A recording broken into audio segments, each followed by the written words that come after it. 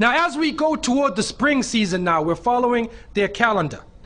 We find that the spring solstice season comes about. Now, this is another very powerful season. In this time, the darkness and the cold are leaving. And now the spring is coming. Light has returned. It is the resurrection of life after death. And so with the light and the water and the rain, life then becomes, and those trees and plants, in Canada, we lose all of our trees and plants in the winter. You probably don't down here in this region. But up in the north, all the trees lose their leaves except for the evergreen. And so in that spring season, the spring solstice, in the northern countries, a fertility celebration came about.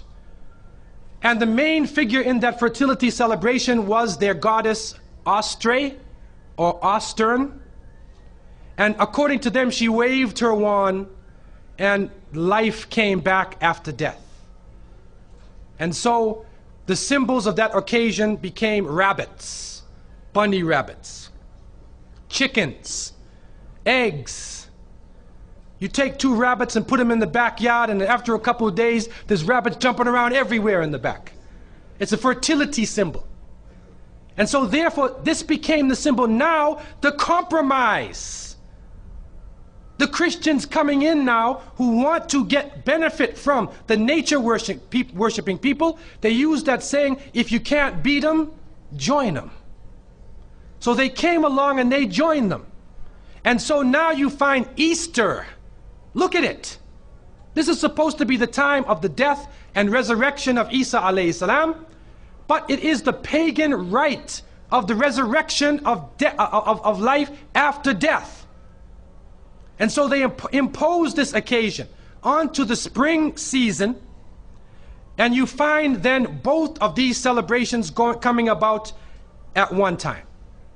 The reality is, and the Muslims understand from the revelation of the Quran, that Allah subhanahu wa ta'ala tells us, وَمَا قَتَلُوهُ وَمَا صَلَبُوهُ وَلَكِنْ شُبِّهَ لَهُمْ. They did not kill him, and they did not crucify him, Jesus. But it was made to appear to them that they did. And so they carried out the celebration.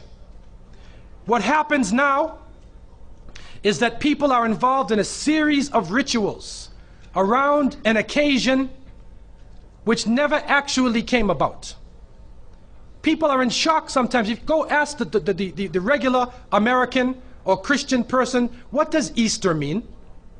And they say, well, Easter is the time of the resurrection of Jesus.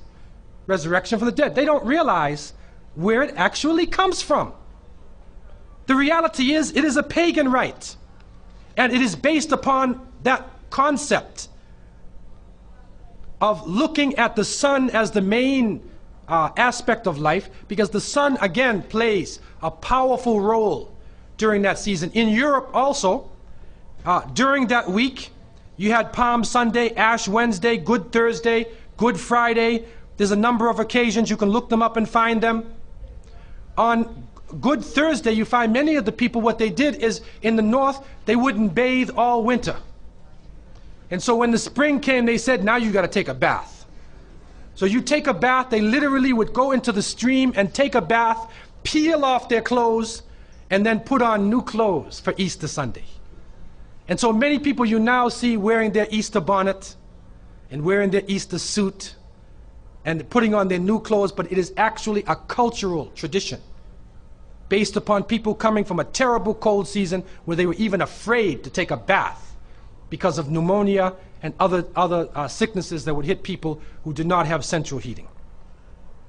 And so it flows, it continues to flow, and we begin to understand now that there are actually two streams.